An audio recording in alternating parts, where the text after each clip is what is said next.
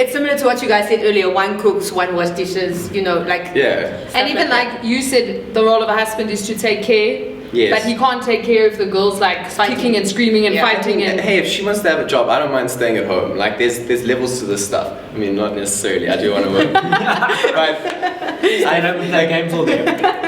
no, but I feel like both parties should be working in one way or another. Yeah. So like, somebody's got to raise the kids. Like that's obviously one of the main functions of a family. So you can't just both go and work and expect like your kids just to raise themselves. Yeah. So I think there needs to be a compromise on at least one of their ends on how to get the income and otherwise raise the kids. So, yeah. Yes, and I suppose I should give my answer now. That would be a good that would be a good time. Yeah, dude.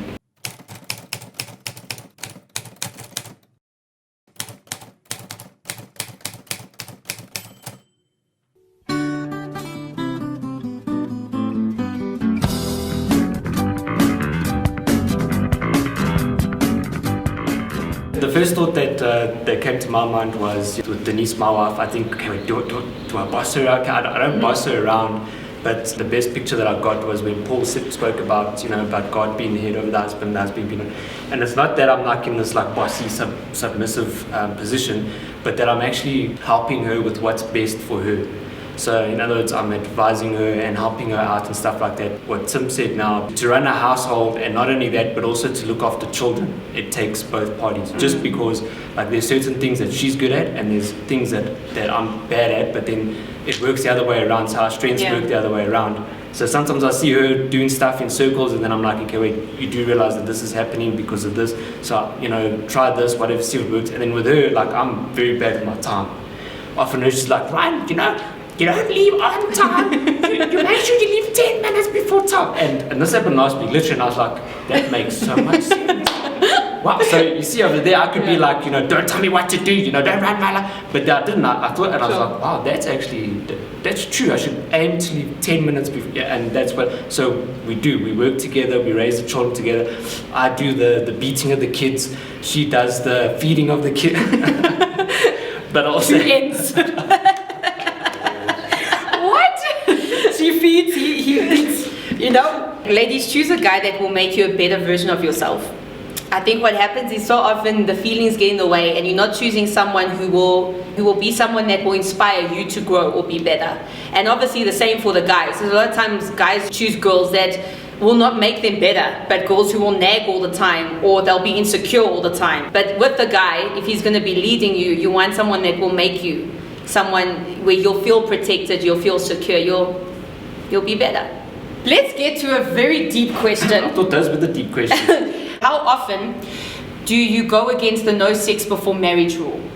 You guys can make, I don't know, if, not personal, you're obviously married, but I'm not. and you shouldn't have an affair. But like, how often? I am Ryan, I'm married, 2 kids. Whoa! I've never done that. Never in my life. We got a picture of their kids. Okay, let me rephrase this. How often should one go against the no sex before marriage rule? And let me say, as a guy or a girl, how strict should you be with the no sex before marriage rule? I messed up before marriage, and sex outside of marriage and inside of marriage it's like black and white. Like it's way, like in marriage, like you're missing out if you do it outside of marriage. Now, Ryan, are you saying that because you were told to say that as a Christian man and your wife might be watching? No. Or are you saying that because that's really what you've experienced? Honestly, put what those test thingies on me and yes. I don't think they put a mask on. It's definitely around the arm. Yeah. No, honestly, truly. I think that obviously like growing up and being like young is tough because like obviously you don't know how to control like these newfound feelings for like girls and stuff like that, and it can often be quite tough. I think that before you're even in that situation, you need to come to like the table with like a decision already, and you kind of need to draw your line at like how far am I supposed to go, because I think that the Bible like kind of says like no sex, but then what does that entail? Like, does that mean like no physical touching at all, or like, so like where's the line there? And I know that the Bible's very clear, like I'm not saying it's not, but at the same time I feel like you individually need to make a choice before you're even in that situation, whether like it's something you want to do or don't want to do, or you know, I think because otherwise you'll just fold in the moment. So I don't know, it's tough, but yeah. Last question. Very difficult question, guys. This could be the... Something tells me you've been very sarcastic right now. I don't know. No. This is the hardest question. You love Jesus. No, we established that on okay. Tuesdays and on Sundays. Yes. Cool. All right. So, you have one chance, Ryan, for you to get with Denise, his lovely wife. Tim, the lady you have not met yet, with her. You have one chance, right? You're going on a date with her. You're going to the movies. You get to pick what plays in the cinema. You have one chance. You either make a good impression, make a bad impression. It's either a good date or a bad date. She either becomes your wife or she never speaks to you again. What movie do you pick? Is this like a movie that's in cinemas now? No, it's any movie. Like you organized with the cinema to play this specific film. Well, that's so it's just the two of you, that's right? Super romantic. It's just the two of you in the cinema. You booked the whole cinema out. You chose the movie. I wouldn't really care. Oh, no, I probably would still. No, the movie's important. The movie's the experience. Knowing Tim, she'd probably never speak to him again.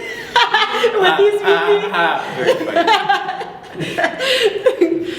He has a very high standard for movies. Anything. This is her spending the rest of her life with you. What film would get you there?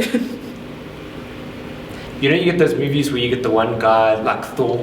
Yeah. Who's like the funny guy, whatever. In fact, there would probably be Thor. She loves Thor though. That's why you went for Thor. Boom. Wow. He's so in funny, other words, you're saying he's funny, if you stick with me, your life will be like being with Thor. I will be the lightning to your Love and Thunder. Nice, right? Nice. Coming up to cinemas in what? I don't know, sometimes, yeah. He's easy because like he knows that's his not wife. fair. I know. That's So really that, but that not was a fair. good. That was I a don't good know. pick. Yeah. I mean, obviously, like I think that my girlie would have similar-ish interests to me, and if not, I feel like we could still have a good time watching like any movie.